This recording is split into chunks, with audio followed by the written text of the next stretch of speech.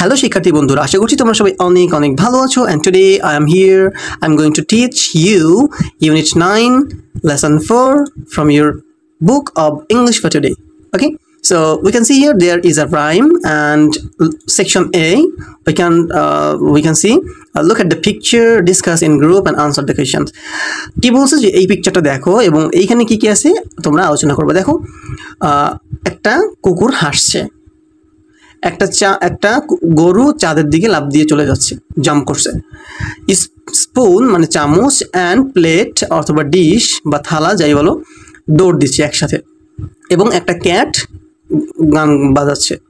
এই হচ্ছে মূলত ব্যাপারটা। এবার তাহলে দেখি আমরা প্রশ্ন দেখি বলছে what do you see in the picture. ছবিতে তুমি কি দেখতে পাচ্ছ? এই যা বললাম ওইগুলো দেখতে পাচ্ছি। What is the cat doing? The cat is playing piano বাজাচ্ছে, গান গাচ্ছে, অথবা সিঙ্গিং আ সং। ওকে, আচ্ছা দেখো এবার কি বলছে, where is the cow jumping? The cow is jumping to the moon, ওই ইসের দিকে, কি চাঁদের দিকে। ওকে, আচ্ছা দ্য মুন, আচ্ছা ওয়ার দ্য কাউ জাম্পিং, কোথায় জাম্প করছে গরুটা? The cow is jumping to the moon, গরুটা জাম্প করছে মুনের দিকে। সরি। আচ্ছা এবার কি আছে দেখো, বি নম্বরে কি বলেছে, লিসেন, শোনো, to and recite the rhyme with teacher, টিচারের সাথে এটা পড়বা। এটা খুবই মজার একটা আমি আমার স্টুডেন্টদেরকে পড়িয়েছি অলরেডি। হেই ডিডল কবিতার নাম কি, ছড়ার নাম কি? রাইম মানে হচ্ছে ছড়া। হ্যাঁ, এই যে দেখুন এখানে রাইম লেখা আছে, রাইম মানে হচ্ছে ছড়া। ওকে, হেই ডিডল। আচ্ছা কবিতার নাম গেল, hey diddle the cat and the fiddle, the cow jumped over the moon, the little dog loved to see the sports, and the dish ran away with the spoon. দেখো কি বলছে, hey diddle the cat and the fiddle, the cow jumped over the moon, the cow গরুটি jumped লাফ দিল over the moon, মুনের উপরে। কি করছে? The little dog ছোট্ট কুকুর, লাফড হাসতেছে, লাফ মানে হচ্ছে হাসা, টু সি দেখে, সাচ স্পোর্টস এইসব খেলাধুলা দেখে, মানে এই এক একজন এক এক রকমের করতেছে এইসব দেখে। অ্যান্ড এবং দ্য ডিশ মানে হচ্ছে কি প্লেট, গাবলা, দ্য ডিশ রান অ্যাওয়ে দৌড়াচ্ছে কোথায়? উইথ দ্য স্পুন, ইসের সাথে, চামচের সাথে। Okay, and go to the next page and we can see in section C, chain reel, say each line by turns after the teacher, মানে কবিতাটা ছড়াটা তোমরা একজন একজন করে টিচারের পরে পড়বা। and D নাম্বারে কি বলছে, recite the whole rhyme, পুরো রাইমটা হচ্ছে পড়তে বলছে। act out the activities from the rhyme such as play the fiddle, jump, laugh and eat. যখন তোমরা ফিডেল পড়বা, জাম্প পড়বা, লাফ পড়বা, রান করবা, তখন তোমরা সেম জিনিসটা অ্যাক্টিভিটিসে দেখাবা।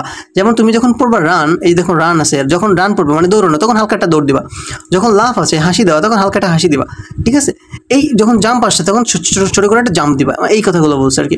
এই করে ফিডেলটাও প্লেটা। আচ্ছা এরপর দেখো এই সেকশনে কি বলা আছে, draw a picture of your favourite animal or bird, তোমার প্রিয় পশু পাখির যে কোনো একটা কিছু পিকচার আঁকো, colour it and display in the class, সুন্দর করে রং করবে এবং ক্লাসে সবাইকে দেখাবো।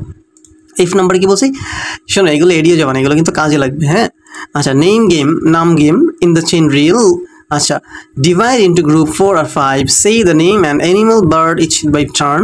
If you fail to say a name in time, or if you repeat any name, you will be out of the game and another group member will continue. The student who will survive to the last will be the winner. মানে তোমরা একটা group করবা, 3-4 group করবা, করে দেখো। আচ্ছা কি বলছে, সেই বলো the name of an animal আর বার্ড, একটা পাখির অথবা একটা প্রাণীর নাম মানে বাই টার্ন, মানে একজনের পর একজন। ইফ ইউ ফেল, যদি তুমি ফেল করো, টু সে বলতে, আর নেম ইন টাইম, একটা নাম বলতে ভুল করো মানে মিস করো, ফেল করো।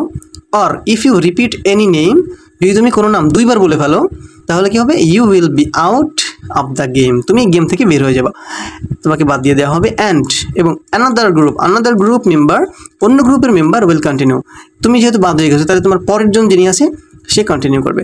The student who will survive to the last, শেষ পর্যন্ত যে স্টুডেন্ট সার্ভাইভ করতে পারবে, টিকে থাকতে পারবে, উইল বি দ্য উইনার, সে হবে উইনার, বিজয়ী।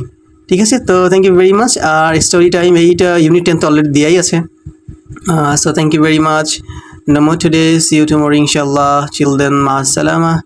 Assalamu alaikum wa rahmatullahi wa barakatuh.